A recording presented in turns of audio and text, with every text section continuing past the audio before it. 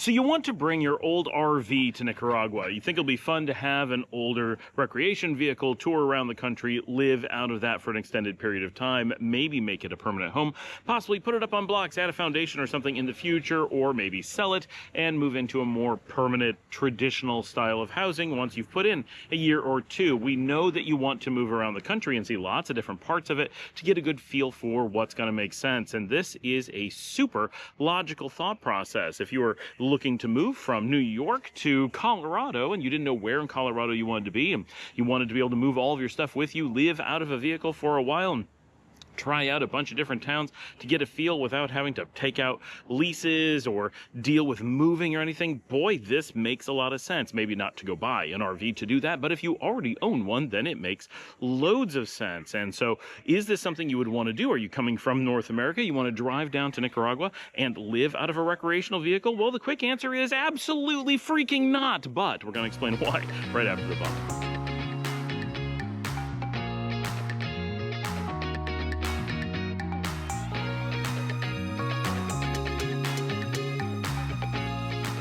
So there's a lot that goes into this discussion, a lot of reasons why recreational vehicles are not going to make sense in Nicaragua. But let's get some real important basics out of the way. First, if you're going to be coming into Nicaragua with any type of vehicle, you need what is known as a tip. This is the same thing you need in Mexico or anywhere else. It's a temporary import permit. This is what allows you to bring a car into the country, and then it dissolves when you leave the country again. It's so that you have this momentary importation and that they understand that the vehicle's inside the country. Vehicles are different than, say, your watch, which, yes, you're importing when you come into a country, but they overlook it. They're not tracking it. But vehicles are tracked by VIN number and identity and volume and all kinds of things, and countries need to know where they are, or you end up with a whole bunch of smuggling. So either full import or tips are done whenever you're crossing borders to make sure that vehicles are being tracked. Now, in much of the world, tips are relatively easy, and you can stay in a country for an extended period of time on a tip, and maybe you have to renew it or something, but it's generally not very hard.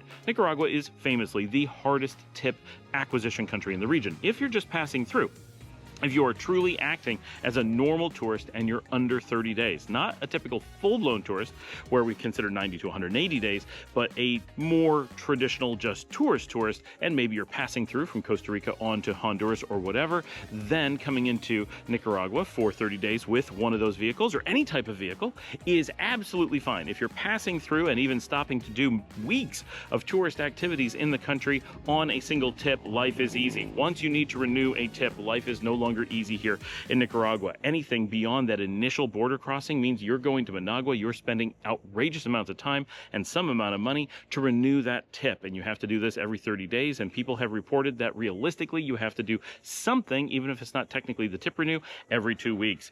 Importantly, no one has ever reported trying to do this and being happy with it. We have 100% regret when it comes to trying to leave a vehicle in country long term. Yeah, if it's a one-time renewal, you just really need a few more days or a few more weeks, that's one thing. But anyone who's like, oh, I'm going to keep a vehicle for a while in country, it's 100% tears and sorrow and gnashing of teeth, and sometimes even brimstone. So you really want to think carefully, is this something you want to do? The answer is simply no. And if you have any emotional response that says, yeah, but your emotions are screwing with you, go see the video, Why Emotions Are Dangerous. You also see the video, You're Not the Exception. Now that one's about business, but that applies to the logic of this as well.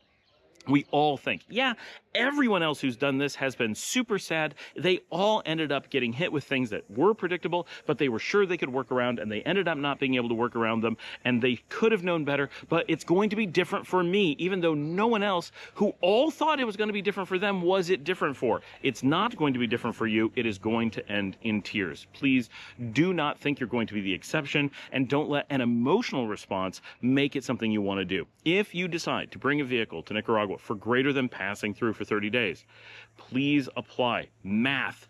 Really write down how many days, how much travel you're going to have to do. Because if you want to live around the country, let's say you want to spend some time in Matagalpa, are you prepared to drive that vehicle from anywhere in the country back to Managua, assume every 14 days?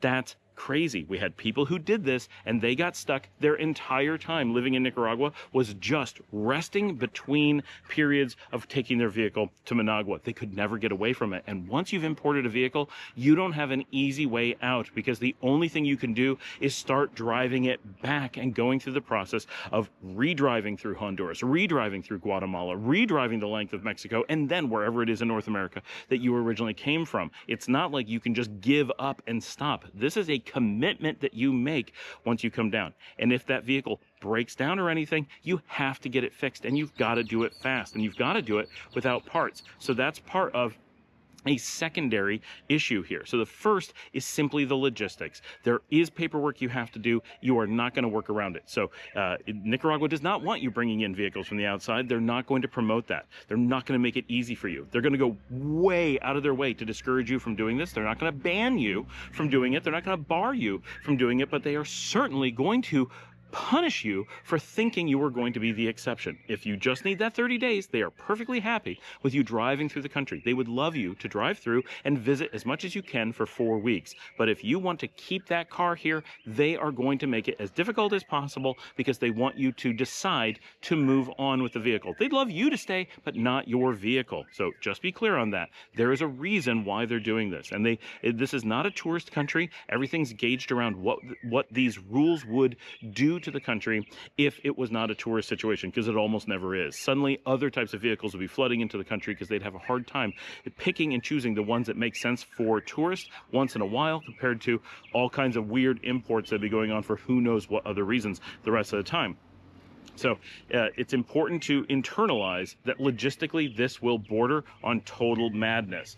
But again, if you're driving down to Panama and then turning around and driving back, easy peasy, absolutely you can do that. And that process will give you 2 30-day periods. So if you want to see a bit of the country, you'll be all set with that. You'll see quite a bit, and then you can decide to come back sometime later when you don't have an RV with you.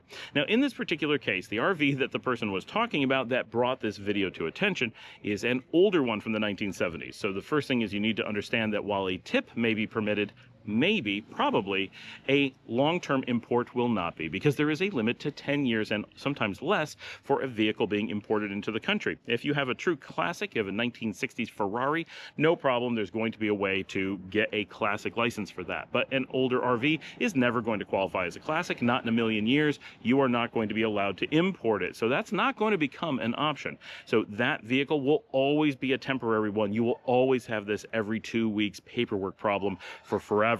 So that's the first piece. The second piece, any RV, a brand new, beautiful Winnebago or something custom, something old, something whatever, there are none in this country. There's no mechanics for that. There's no nothing. So no matter what you're doing, all of the parts and repairs and labor and everything that goes into that is going to be custom. So if it breaks down, and they're very likely to, remember, rough roads, nothing's designed for that vehicle to go through, you are going to be constantly repairing it with parts you have to ship in from somewhere else, somewhere very far away. That's going to be lots of time without a working vehicle, tons of cost and expense that goes into that. It's going to be a nightmare. And that's one of the reasons why they don't want to let you do this. They know that there's not a supply chain, and this is going to result in a lot of broken down vehicles that never get repaired. They do not want abandoned vehicles here. We are not a country full of old rotting vehicles in people's yards like some other countries are. We don't want to become that. So that's something they're going to heavily discourage. I'm guessing you can hear there's a party going on. People are sitting out on a veranda across the street and laughing hysterically. I kind of hope you can hear it on the video, because they're very funny.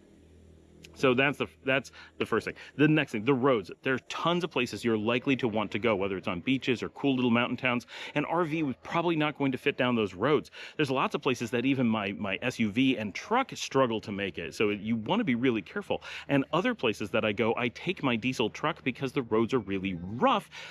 I likely would not want to take an RV on them because of the weight and distribution and everything, just really, really hard on it. Not something I'd want to take that kind of vehicle on. Maybe yours will do it, but in many cases, it's just not a practical vehicle here. There's a reason why no one uses them. I have not seen an RV here in 10 years in the country. I have seen some pull-behinds. I've seen some like military vehicles converted to be lived in. You could call those RVs, but no traditional RVs or nothing close to it. I have seen people who've brought down like a converted school bus, and famously it was a disaster for them. So and they were not able to get clearance easily because a converted vehicle is not truly an RV. It's whatever it was originally classified as. And yes, you can attempt to reclassify it with the government. That's a major undertaking.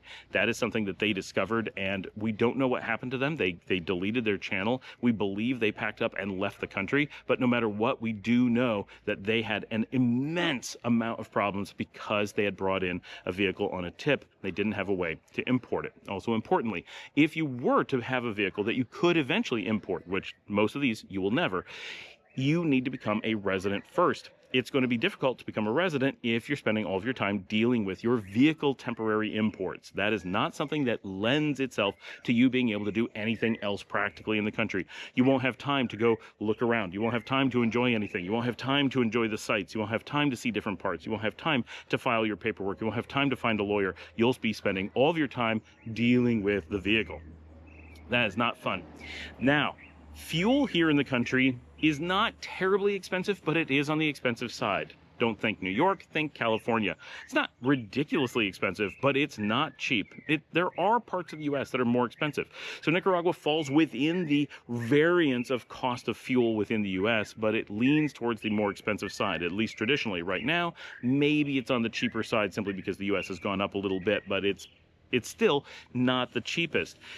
Mostly we drive super fuel efficient, relatively new vehicles here in country. There's a lot of rules that go into making sure that this happens, and everything is tuned for the type of fuel that we have access to here. Your motorhome, your RV is not going to be tuned to those things. Now, maybe it's diesel and you'll probably be okay, but if you have a gas vehicle, you're likely going to be tuned differently than the fuels available here. That could cause problems too, but more importantly, most of us drive short distances, slowly, which you'll probably do in an RV too, and in very fuel efficient vehicles. Doing so in an RV, typically super non-fuel efficient, you're likely to rack up quite a bit of cost in that fuel. Not that that's going to be crippling, but it's not going to be as nice as you may have thought. And keep in mind that, renting a room at a hostel or even a nice hotel or getting an Airbnb, all those things are super cheap here compared to somewhere else, whereas operating an RV here would be on the more expensive side. It's not something you would normally do, so we don't think about it, but actually having one is not going to be the cheapest option. We have no obvious places to park one, so you're going to have to be constantly spending a huge amount of time searching for someone that you have to pay to allow you to drop your RV on their land at some point. Now, we know that Jillian from the channel, she's got 2 RV parking spots in Las Piñitas, so that's an option. We know that someone that's a friend of people on the channel at Southern Star in San Jorge has 10 spots to drop RVs, but that I have been here for 10 years and know of 2 places you could park one, that doesn't mean there aren't plenty around, but it's not going to be easy to find and there's no big directory. You're going to be putting in a lot of legwork just to figure out where to stop on any given night. Now, like I said, you're going to be dealing with that tip at a minimum every 30 days and practically every 14. That means wherever you are in the country, you've got to take that vehicle into Managua, where people generally don't want to drive vehicles like that. Traffic is tough at the best of times and crazy at the worst. It's a very congested city. For me, driving, it's not a big deal. You shouldn't be concerned, but I wouldn't want to drive a truck or an RV around Managua. I am fine driving a car or, SUV around it, but there's limits to what I would want to do, and parking will be a total nightmare. Even dealing with your immigration stuff or the police may mean parking many blocks away and having major problems and having to walk all over a hot city just to deal with trying to get places because there is no parking. That will be a nightmare that will affect you all the time. But no matter where you are in the country, let's say you want to visit Matagalpa or Esteli or worse, Madrid, or Puerto Cabeza or Bluefields, you could be looking at as much as something close to 30 hours of driving every 14 days just to make it back to do your necessary tip paperwork. That's not trivial. That's 2 or 3 or 4 days of continuous driving at relatively expensive fuel costs just to keep your tip renewed. If anything goes wrong, you never get to go places, right? It's absolutely crippling. Now, the question came up, well, what if you sell the vehicle or whatever? So anything like that, you have to remember, this is a vehicle that does not have importation. It does not exist within Nicaragua while it's on a tip. Yeah, temporarily, it can pass through, but it can't be sold on a tip.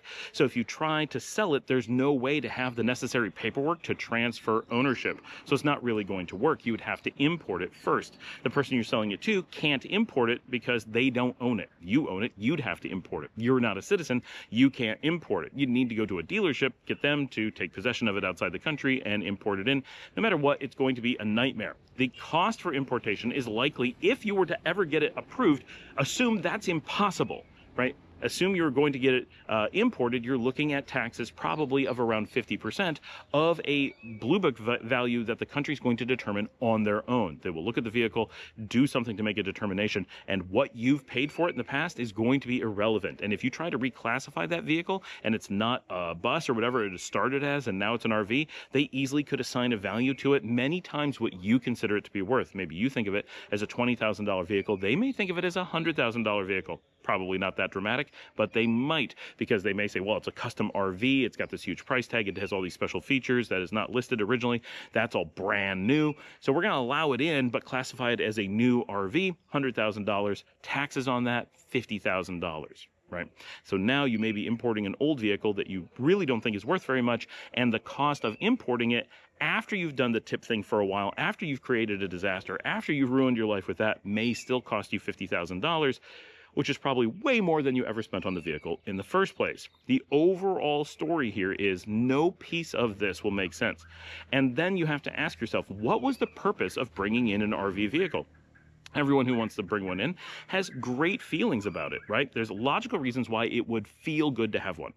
My wife and I have talked about how much fun it would have to have an RV here. Now, we are residents, so we could own an RV and drive it around the country and have our own home and my home office all with us all the time, store all my camera gear and my filming supplies and my editing equipment in the RV and drive places. That would be so much fun. We would love it. However, like I said, so many of the places we want to go, it would not pass. It would not make it down the road. We would feel terrible doing damage to it, all kinds of problems. And it would be so costly that it's easier for us, way easier for us to simply hire a driver who brings their own car or drives our car, because we do have one as residents, we do own cars, and drives our car to wherever we want to go, and we stay in a hotel. That will cost us a fraction as much and be far more convenient in reality. There's an emotional attachment to the RV that makes it feel like this mobile home is your space and all kinds of things that I understand why emotionally that feels great, because I would love it, but it doesn't actually work in practice. It's just a terrible thing. Plus, even though there are places where you can drop them, there aren't places with hookups.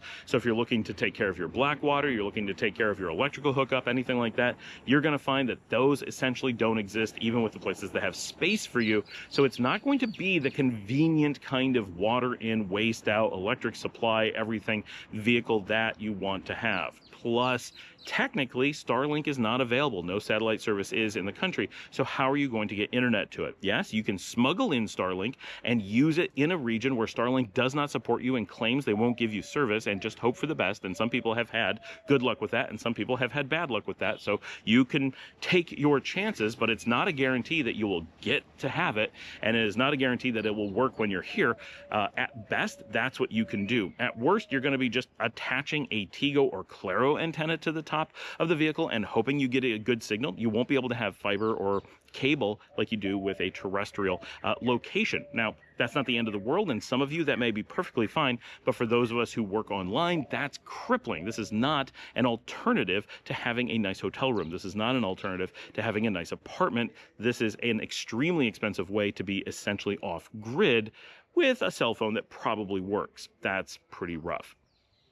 Plus, a lot of places we would want to go, it would just be super expensive. And a very important thing is, we talk here about how, yeah, violent crime is very low in Nicaragua, but stealing stuff from your vehicles is very high. If you have an RV, that's a really obvious, you're the one RV out there. You are clearly uber rich, and no one is going to feel particularly bad targeting you. So you are going to stand out like a sore thumb, and everyone's going to know if you leave your vehicle unattended, and if you do, it is going to be a target of just unbelievable proportions, right? People are going to rip off the doors and steal everything from inside of it. They may hook up a tow truck and tow the whole thing away. One way or another, it is going to be destroyed as they steal everything, because it's not like a normal car where they're like, well, I don't know whose car that is. I think it's their car. It's just a normal car. There's nothing special in it. They're going to know everything you own is in that vehicle. They're going to know that that vehicle itself is worth a fortune. They're going to know that you are rich beyond, like, you're in the top 0.1%, 0.01% of foreigners within the country. You are really, really advertising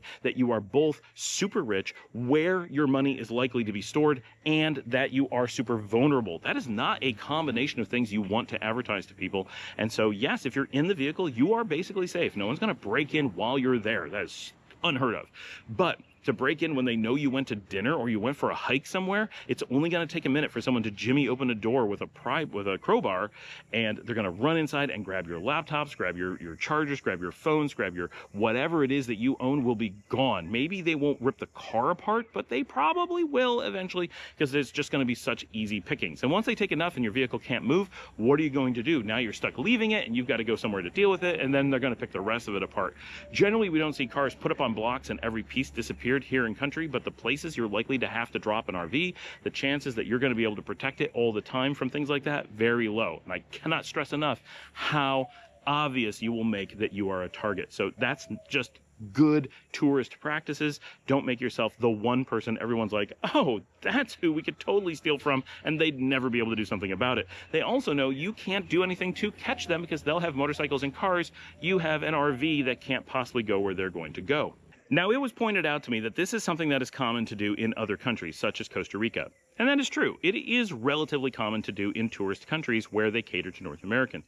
This is very important to understand, that comparing something like this to Costa Rica is not a smart move to make because, and you may not realize this, Nicaragua and Costa Rica are effectively polar opposites in this way. Costa Rica is all in, with everything being focused on tourism and everything being focused on American tourism. So they are catering their market, their imports, their availability of services to American tourists. Nicaragua is neither tourist-based nor focused on the United States in any way whatsoever. So just because Costa Rica does that would almost suggest that Nicaragua won't. They will likely do the opposite things. So something that makes total sense in Costa Rica and totally may there would unlikely, or for no reason be connected, make sense in Nicaragua. So yes, in Costa Rica and maybe even in Panama, this may be a great process that totally makes sense. In Nicaragua, there's essentially no chance.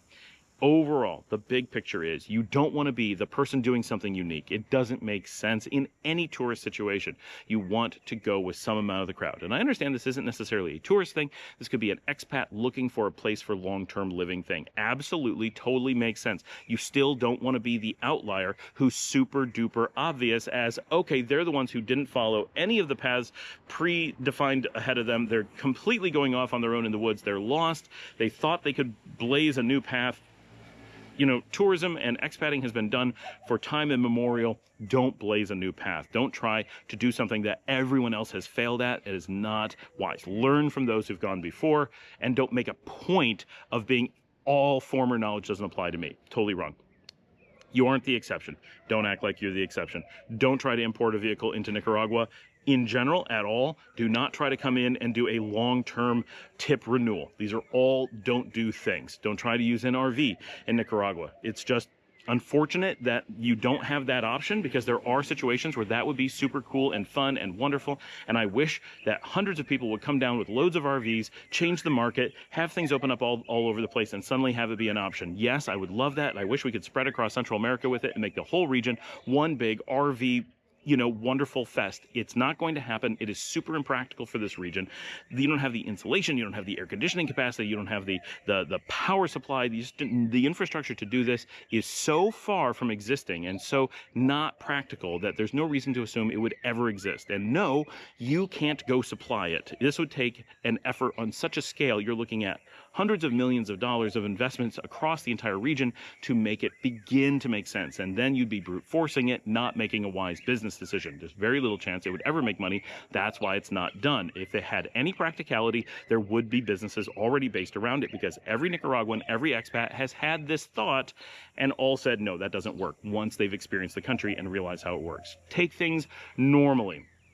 Come in and rent apartments, use hotels, use hostels, Airbnb. And sometimes it's not perfect, but it's what we have and the prices are low and it's going to give you the maximum flexibility. So if it's something you really want to do for limited time, you may be able to make it work. But trying to do this for an extended period of time is not at all reasonably possible. If you have unlimited money and unlimited time and people to handle it all for you, it is still going to be a nightmare. But in theory, you could pull it off in the most extreme of circumstances. But we're talking extreme extreme expense. Assume hundreds of thousands of dollars would have to be spent. You'd have to be getting new vehicles, importing them with massive overhead and such, because there's nothing like that sold in the country. There's just so many problems with this that realistically it can't be considered. And just look at it from the big picture that no one else does this for a reason. And just follow that pattern. You will get your best results. Thanks for joining me. Like and subscribe. If you'd like to help support the channel, you can buy me a coffee at buymeacoffee.com/ScottAllenMiller. And as always, like, subscribe, post this on social media. That's like LinkedIn, Facebook, X,